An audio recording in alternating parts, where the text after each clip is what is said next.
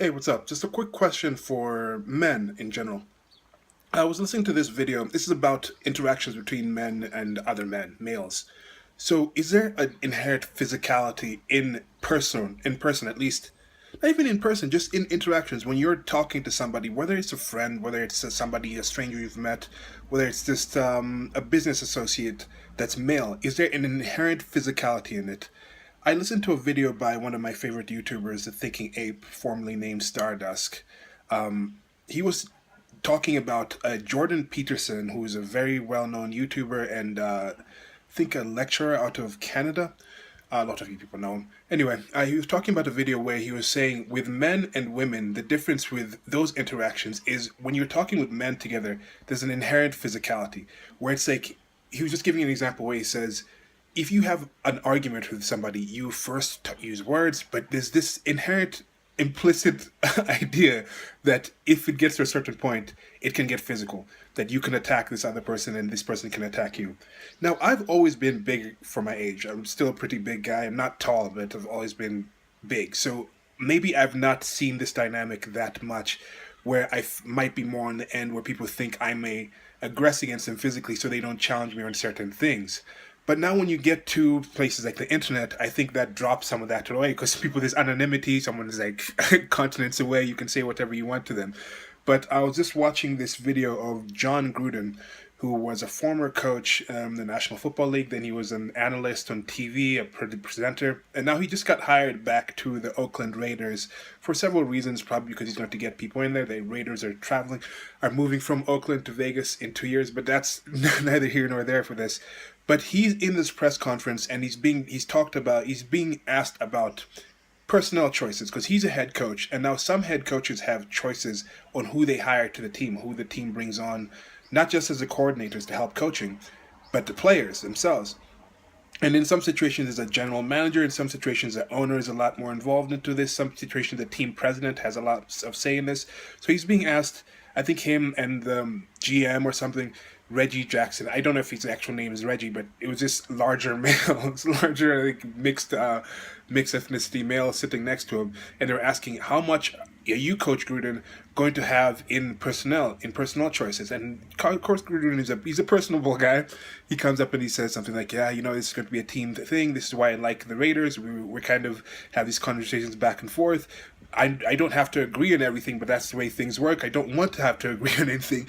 But then he says, but to be honest, most of the time, Reggie's going to win. Look at the size of the guy. And then people chuckle in the crowd, and he has a smile, and then he just goes back to regular conversation. The next question comes out. Now, I was thinking, if this was a situation where you had a female GM, what if the female GM was a larger woman? Would he just say, look at the size of her? I think people would be like, oh, I can't believe you're talking about her size. What are you going to say she's going to do with the size? And that's the thing that I'm saying. There is a difference between this dynamic. But do you guys agree that there is a situation where in most male interactions, people kind of know that, hey, if I say the wrong thing, if this goes somewhere, I might have to defend it with my physical self. Yet there's that social kind of agreement in society where you don't hit women, you don't hit females. So females have this situation where they come in and they take advantage of that, knowing that I can push buttons, I can say certain things, and I won't be held accountable, at least physically, because that is, I think, where accountability starts. Accountability starts, it was your ass on the line. It was your physical self. You're a man of your word, you shook your hand on it, and you had to actually, you could risk your life on what was happening with your livelihood. But since women may have not had that same social expectation, they get into situations where they feel they can say things, make declarations, make accusations, demand certain things because they don't have that actual physical thing there, that physical expectation to actually defend themselves, or that expectation to physically defend what they say, or the statements they make, or the accusations that they have. So what do you guys think? Do you guys feel there actually is that kind of implicit thing in there? Like, I really don't think the guy would have gone in on John Gruden and be like, oh, I'm going to like beat you up. We're going to pick this player. You want this quarterback? No, I'm going to flash you. No, that doesn't happen. But just that joke there, some of those jokes do come from things. So let me know what you guys think. How much do you guys think the actual threat of physical violence or implied physicality is still present in your in-person conversations? I will say in person because the internet is a little different. although the internet could be a situation where like I could say something to you, but A, you know where I live, or I'm going to see you again. But okay, so that's the thing. How much do physical considerations come into your day to day when you're dealing with people who you know you're going to have to physically confront or be in physical presence with shortly after having that conversation or whatever? So I thought, okay, so I just finished the press conference. I'll leave a link below to that press conference. I know a lot of people who are listening to me are probably not really that big of fans of the NFL and National Football League and sports right now due to the political climate that's going on. But I've been watching a lot more just on YouTube, NFL Network, following the insides and outs, which is a thing that happens when I'm actually not watching the actual games. I seem to actually get to know more about what's going on. But just this interaction between Coach Gruden and the owner there, I think it was Mark Davis, and the GM, and just looking at the camaraderie, the way he was talking, he seems like a very personable person. And then there's currently some strife going on in New England between the owner there, Robert Kraft, Bill Belichick, the coach, and the star quarterback, Tom Brady, but they hold themselves in a different way. They approach the media in a different way. They're more tight-lipped about the things. But then it comes to the thing, if somebody's really good at what they do, does the actual extracurriculars matter, how they treat themselves, how they deal with things? And you can see the different ways they approach the media between these two people, these two organizations, and what happens. I mean, the results on the field, of course, the New England Patriots are one of the biggest dynasties in sports in contemporary, if not ever. They've done some amazing things in the National Football League. But the Raiders are also internationally known. I would actually venture to say that the Raiders are more well known internationally than the Patriots. Like if you're just walking around the Patriots thing here in Kenya, I don't think people would recognize it as much as they would if you had like the Raiders gear on. They might not know even anyone on the Raiders team, but they'll recognize the gear and there's some brand about it. But Coach Gruden is pretty successful at what he does. But what I'm focusing on here, as the video was the camaraderie between the interactions between males. And this thing, I think there was a couple of female reporters there talking. And he even joked with them, the female reporters, saying like, oh, talking about how old we are because of the tuck rule. But I don't think it's a situation where they'll be like, oh, you can't talk about females' age. I think she is kind of in the thing where that's a thing. People understand you get in a certain community and there's a certain way people deal. She's not going to go in there and expect the men there to go to the convention of, oh, in polite company, you don't refer to a woman's age. She's kind of buying into, she's like one of the guys in that situation. But he's here talking about the former players that came out to see him, to attend this press conference of him being put back as a coach.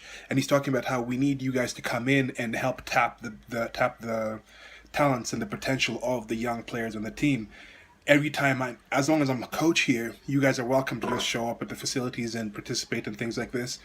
And that's one thing I personally miss from sports. And I know people might say there's some artificiality to it, and I do understand that there's ways to get this in a more genuine or a less forced manner if you have it outside of sports. But I played team sports, and I've had some very strong and positive experiences, I think, that molded me as I am today. And I could actually benefit more from using some of these things in a certain more positive way about how to deal with other males and have those kind of interactions.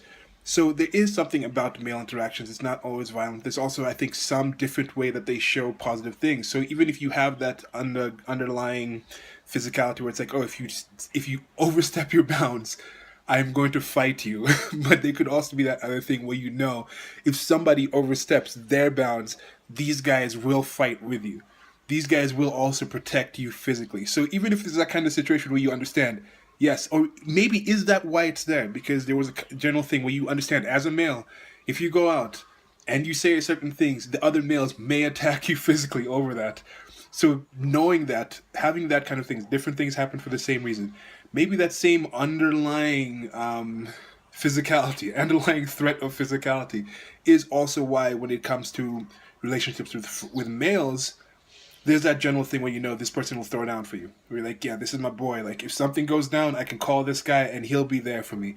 Where you kind of understand that. And maybe that's part of why there's the ribbing, the going back and forth with men. Because I know, at least I have a few female friends who I think I can joke around about certain things. There's a few who I did joke around with, and then later on they're like, why are you joking? Like this stuff's a little offensive. I'm like, okay. But with males, you can say some pretty insulting things to other males, and they kind of just laugh back and forth, and you build that up slowly. I think that's kind of just sensing like, hey, are we cool? Like I can say this to you without you like flipping out. But yeah, check out this press conference. Let me know what you guys think. That's it. Like, share, and subscribe. Links below to the merchandise store. And yeah, let me know also about that physicality thing. Do you guys think there is an inherent physicality in threat of physicality in conversations between males?